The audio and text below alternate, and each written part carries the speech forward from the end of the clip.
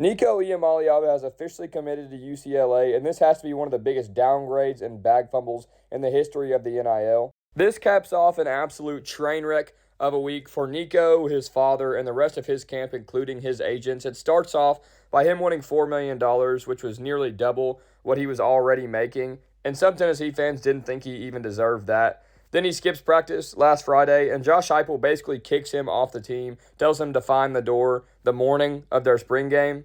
And then Nico basically just got bashed on the national media all week. Josh Pate comes out and says that he threatened to miss their college football playoff game at Ohio State because he wanted more money. And then earlier today, as the transfer portal officially opened, UCLA opened as the favorite, as UNC and Tulane had both fallen out of talks throughout the week. But it was said that they were standing strong on their offer, which was significantly less than the $4 million that Nico and his camp wanted, and was supposed to be somewhere around $1 million.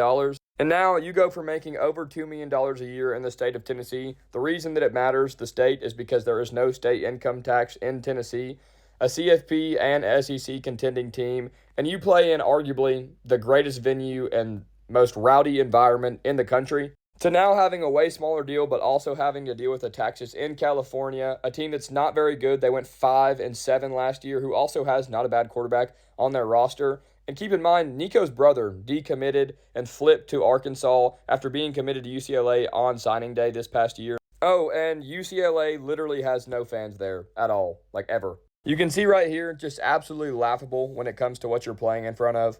But UCLA does get the number one overall player in the transfer portal, a former 5-star, and Nico gets to go much closer to home, being from Long Beach, California. But you do just have to sit back and wonder, if he did make such a scene, if he didn't sit out of practice and basically demand that he gets this money post-spring ball, maybe he wouldn't be such a laughingstock. UCLA and that locker room is definitely going to have a hard time, in my opinion, adjusting to this. I mean, especially winning over a locker room when you don't have an official practice until August 1st after you've just been clowned by the whole country. It's definitely an interesting move. It's going to be a hard adjustment for Nico in this Bruin football program, but we'll see. Hope Nico does all right, even though I'm a Tennessee fan, but just an absolute train wreck of a week.